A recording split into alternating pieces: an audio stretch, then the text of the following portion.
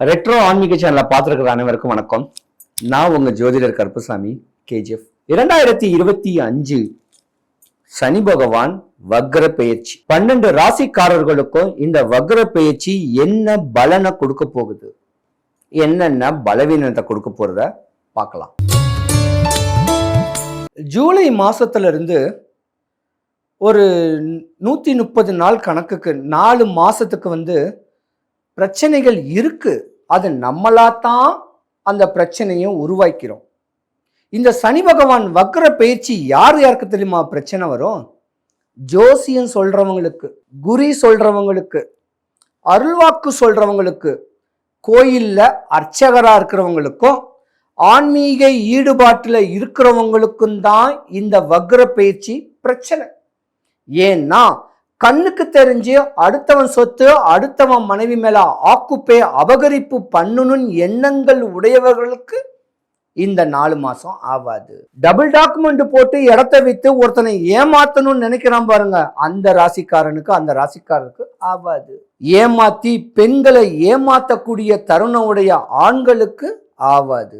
இதுதாங்க வக்ரம், உக்ரம். நம்ம பண்ற தப்புக்கு அந்த வெறி தாங்க வக்ரம். அந்த வெறினால தான் ஒருத்தனை கொலையே பண்றோம். அந்த ஆசைகள்னால தான் ஒருத்தன் சொத்தையே அபகரிக்கிறோம். இப்படி சொத்தை அபகரிக்கிறவனுக்கும் அடுத்தவன் மனைவியை ஆக்குப்பையை அபகரிக்கிறவனுக்கும் தான் இந்த 4 மாசம் ஆவாது. கவனமா இருங்க. ஆசை, கோபம், காமத்தை கட்டுப்படுத்தி ஆன்மீக வழியில இருங்க. தெய்வ அனுகிரகத்துல இருங்க. இப்படி கோயில்களுக்கு தீர்த்த யாத்திரைகள் போங்க. பணம் இருந்தா தானம், பணம் இல்லைன்னா தியானம்.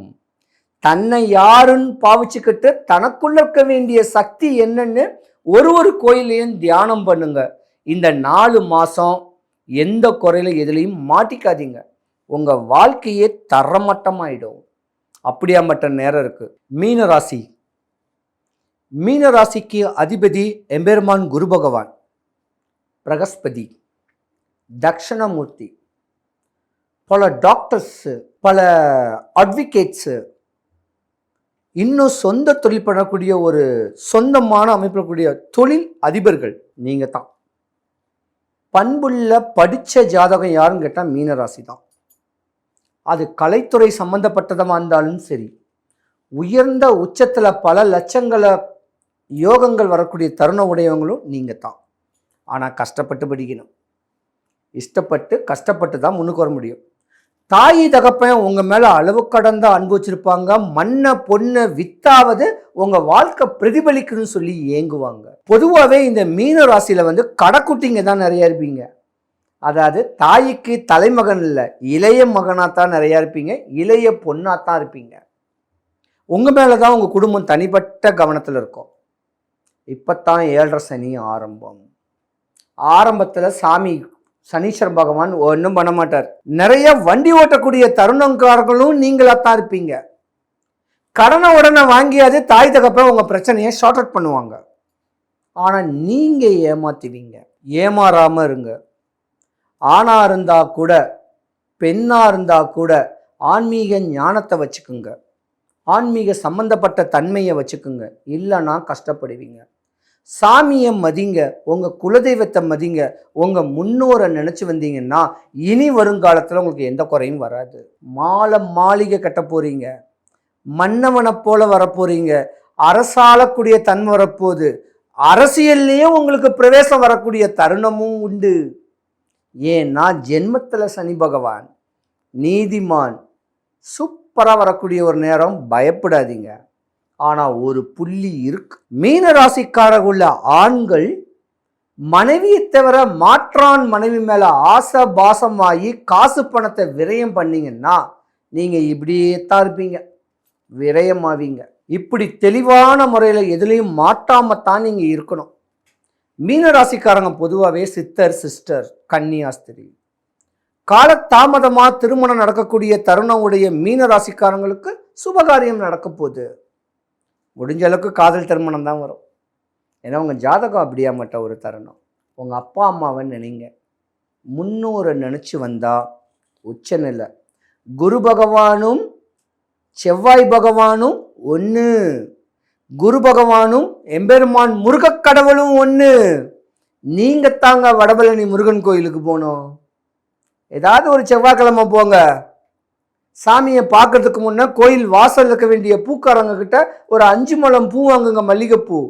3 முழம் செவ்வரளி வாங்குங்க. சாமியை பார்த்து பிரகாரம் சுற்றி வர இடத்துல வள்ளி தெய்வான சமாதையோடு இருப்பாங்க, அவங்களுக்கு செவ்வரளியை கொடுங்க. இந்த மல்லிகைப்பூ ஒரு ஜானை கட் பண்ணி அங்கே இருக்கிற அடியார்களுக்கு கொடுங்க. 100க்கு 100 உங்கள் வாழ்க்கை செழிக்கும். நோயும் வராது, பயமும் வராது, கஷ்டமும் வராது. ஏன்னா உங்கள் ஜாதகத்துக்கு ராசிக்கு 12வது வீட்டில் ராகு இருக்காரு. திடீர்னு உடல் நலக்குறைவு ஏற்படும். உங்கள் உடம்பு மேலே நீங்கள் கேர் பண்ணுங்க, பாடி எக்ஸசைஸ் பண்ணுங்க. இப்படி தெளிவாக இருந்துக்கிட்டிங்கன்னா உங்களுக்கு ஒரு தலைமுடி கூட கொட்டாது. பயமே வேண்டாம். ஒரு நாள் வடபழனி கோயில் போயிட்டு வாங்க, உங்கள் வாழ்க்கை சரித்திரமே மாறி போகும். மேன்மை வரக்கூடிய தருணங்கள் உண்டு. மீன ராசி அன்பர்கள் பார்த்தீங்கன்னா டாப் ஜாதகங்க. பயப்படாதீங்க. உச்சத்தில் இருக்கக்கூடிய ஜாதகம். அதனால் உங்களுக்கு தான் யோகம். சனி பகவான் வக்ர பயிற்சி. பயப்படாதீங்க. வக்ரம்னா வேகம், வக்ரம்னா கோபம். அந்த கோபத்தை தணிக்கிறதுக்கு வழிமுறை இருக்குது 12 ராசிக்காரர்களுக்கும். பயப்படாதீங்க. சனி பகவான் நம்ம அண்ணன். அந்த சனி பகவான் அண்ணனை இந்த சின்ன ஸ்லோகம் சொன்னா கூட சாந்தி ஆயிடுவார். சொல்றேன்.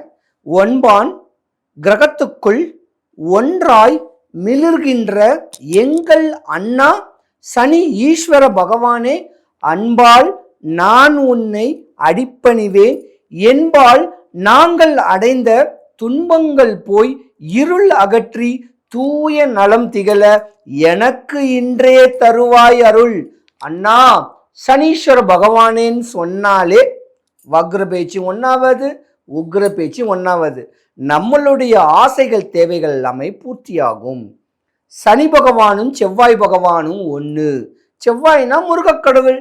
முருகனை வழிபட்டு வந்தாலும் அந்த உக்ரம் வக்ரம் தணிஞ்சு நம்ம ஆசைகள் என்ன, நம்ம தேவைகள் என்ன, ஏன் நோய், கடன், வறுமை, பயம், சத்ரு, எதிரி, வேலை இல்லை, கல்யாணம் ஆகல, குழந்தை இல்லை, ஏன் கஷ்டப்படுறோம், இந்த கஷ்டங்கள் போறதுக்கு ஒரு அருமருந்து, சின்ன பரிகாரம்.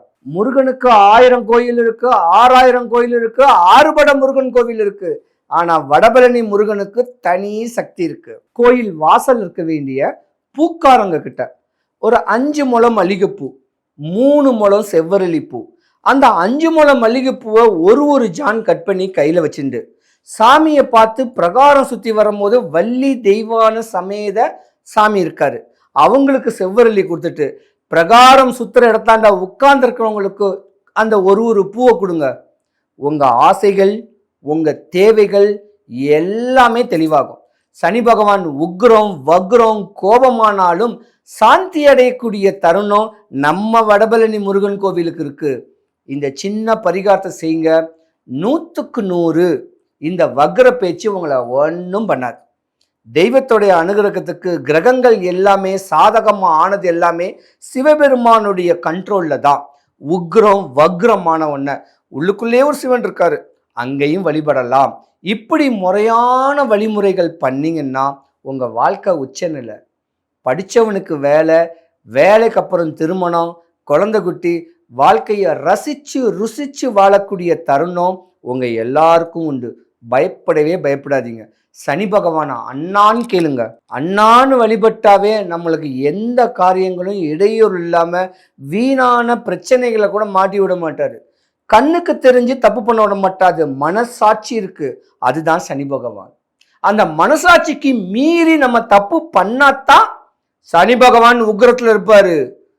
அப்பத்தான் நம்மளுக்கு தண்டனை உண்டு. அந்த கோபம், அந்த வெறி நம்ம ஜாதகத்துல சாந்தி கொடுக்கத்தான் இந்த மாதிரி குட்டி பரிகாரம்.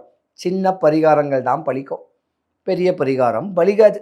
இருந்திருந்தாலும் ஒரு நாள், என்னைக்காவது ஒரு நாள் இல்லை செவ்வாய்க்கிழமை எம்பெருமான் வடபழனி ஆண்டவரை தரிசிங்க.